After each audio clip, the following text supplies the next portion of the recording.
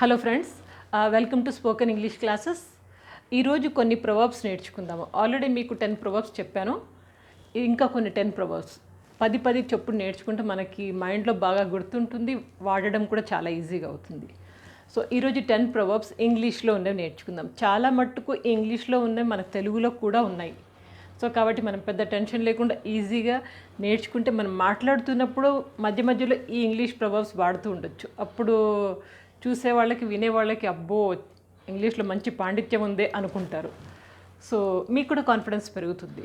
So ఇవి నేర్చుకుందాము. So first వెళ్ళిపోదామా. ఫస్ట్ది 2 heads are better than 1. 2 heads అంటే 2 తలకాయలు. 2 heads ఆ మీనింగ్ ఎట్లా వస్తుందంటే తలకాయలని కాకుండా బుర్రలని వస్తుంది. 2 బుర్రలు. 2 heads ఆర్ బెటర్ దెన్ 1. ఒక్క బుర్రతో ఆలోచించే దానికంటే 2 బుర్రలతో ఆలోచిస్తే డెఫినెట్లీ ఆ నిర్ణయం అనేది చక్కగా ఉంటుందని చెప్పనీకి 2 heads ఆర్ బెటర్ దెన్ 1. ఎప్పుడైనా మనం డిస్కషన్స్ చేసుకుంటాం కదా, ఏదైనా నిర్ణయం ఎలా తీసుకోవాలి అని చెప్పేసి, అలాంటి టైంలో మనము దీన్ని తీసుకోవచ్చు. 2 heads are better than 1. Next చూడండి, you can lead a horse to water. ఇది మన తెలుగులో కూడా ఉంది. You can lead a horse to water but you can't make it drink. You can lead a horse to water అంటే గుర్రాన్ని నీళ్ళ దాకా తీసుకెళ్ళగలము. You can lead a horse to water, గుర్రాన్ని నీళ్ళ వరకు తీసుకెళ్ళగలము. But you can't make it drink, దానితో నీళ్ళని తాగించలేము. But you can't make it drink, నీళ్ళని తాగించలేము అంటే గుర్రానికి నీళ్లు తాగే ఉద్దేశం లేదు, దానికి మూడ్ లేదు, దానికి దాహంగా లేదు. అప్పుడు మనం గుర్రాన్ని నీళ్ళ దగ్గర తీసుకెళ్ళామనుకోండి, వెళ్తుంది కానీ తాగదు. సో ఇది ఎప్పుడు వాడతామంటే మనకి ఇష్టం లేని కోర్సు, ఇష్టం లేని సంబంధము, ఇష్టం లేని మ్యారేజ్, ఇష్టం లేని జాబు, ఇలాంటి ఏమైనా ఉంటాయి చూడండి. మనకి ఇష్టం లేని పనులు ఏమైనా బలవంతాన్ని చేయించినప్పుడు అప్పుడు వాడతారు. గుర్రాన్ని నీళ్ళ దాకా తీసుకెళ్ళించగలం కానీ దాన్ని నీళ్ళతో తాగించగలమా, తాగించలేము అని చెప్పనీకి మనం ఇంగ్లీష్లో you can lead to horse to water but you can't make it drink అని వాడచ్చు. నెక్స్ట్ చూడండి, silence is half consent. Silence అంటే మౌనం. Silence is half consent. మౌనం అర్ధాంగీకారం మనకు తెలుగులో ఉన్నదే. మౌనం అర్ధాంగీకారం చెప్పనీకి సైలెన్స్ ఈజ్ హాఫ్ కన్సెంట్. మనం ఏదైనా అభిప్రాయం అడిగాను అవతల వ్యక్తిని, ఏం చెప్పలేదు, గమ్మునున్నాడు అంటే ఏమనలేదంటే సగం ఒప్పుకున్నట్టే కదా. దాన్ని మనం silence is half consent. Consent అంటే అంగీకారం, ఎస్ అని చెప్పడము. సో హాఫ్ కన్సెంట్, అర్ధ అంగీకారము, half. Okay, silence is half consent. Next, laughter is best medicine. Laughter అంటే నవ్వడం. నవ్వు అనేది ఏంటి? బెస్ట్ మెడిసిన్, మనకి మంచి ఔషధం, అన్నిటికంటే మంచి ఔషధం. ఆరోగ్యం చక్కగా ఉంచుకోవాలి, ఆరోగ్యంగా తయారవ్వాలి, ఎటువంటి టెన్షన్స్ పెట్టుకోకూడదు, ఆరోగ్యాలతో ఉండాలంటే ఏం కావాలి? మంచి నవ్వు. సో దాన్ని మనం ఏమంటున్నాం ఇంగ్లీష్లో? Laughter is the best medicine.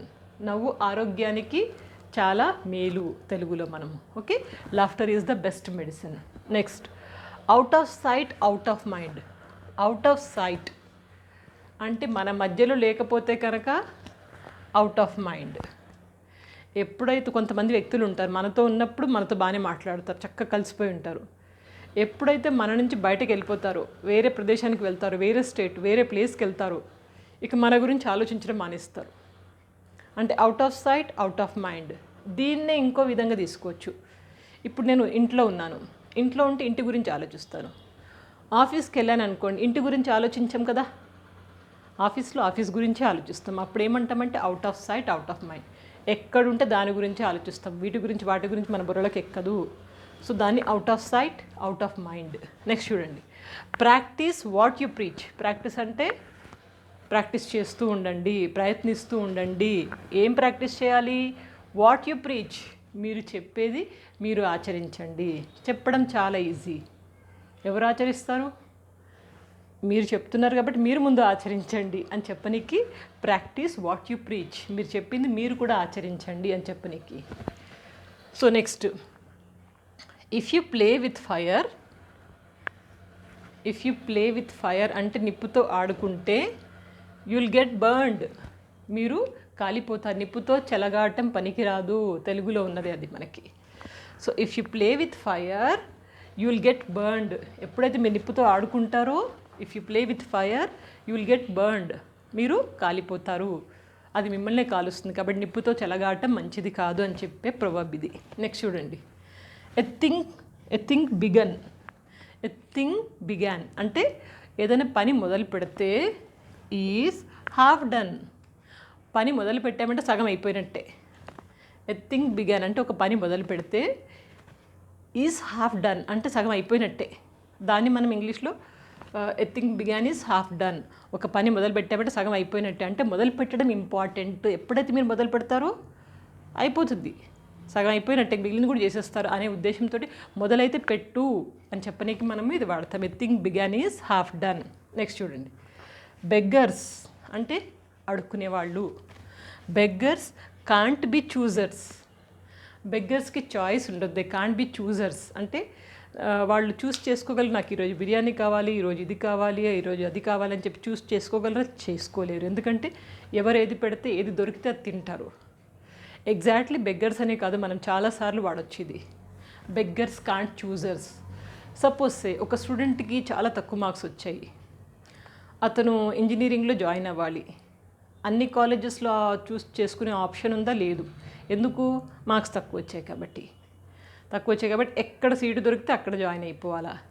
ఏ కోర్స్లో సీట్ ఉంటే ఆ కోర్స్లో జాయిన్ అవ్వాలి. అప్పుడు మనం బెగ్గర్స్ కాంట్ బి చూజర్స్. ఒక చిన్న సందర్భమే. అట్లానే మనకు ఎప్పుడైనా ఏది ఆప్షన్ లేదనుకోండి, ఆ టైంలో మనకి ఏది దొరికితే దాన్ని మనం యాక్సెప్ట్ చేయాలి.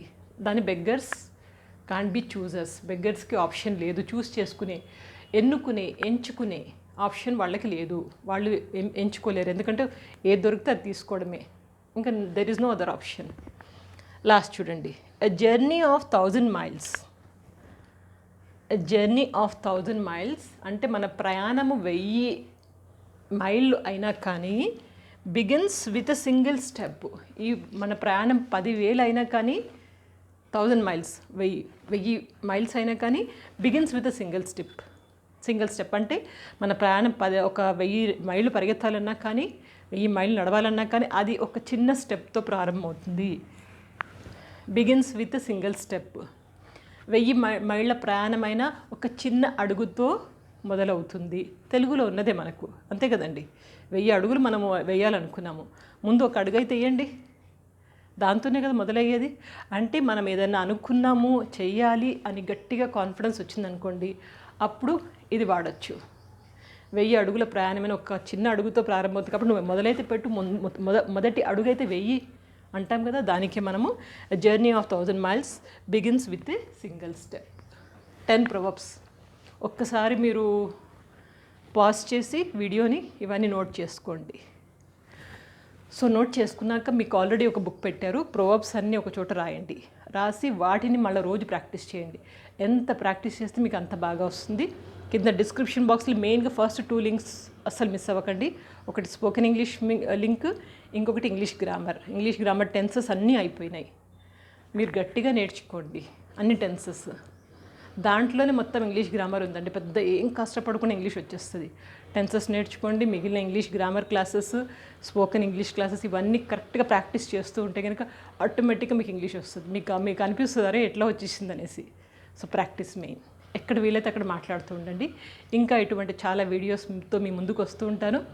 మీ అందరి యొక్క అభిమానానికి చాలా ధన్యవాదములు. మీ యొక్క ప్రోత్సాహంతో నాకు ఇంకా వీడియోస్ చేయాలి అని అనిపిస్తుంది. So thank you for all your encouragement. So practice well. Good luck.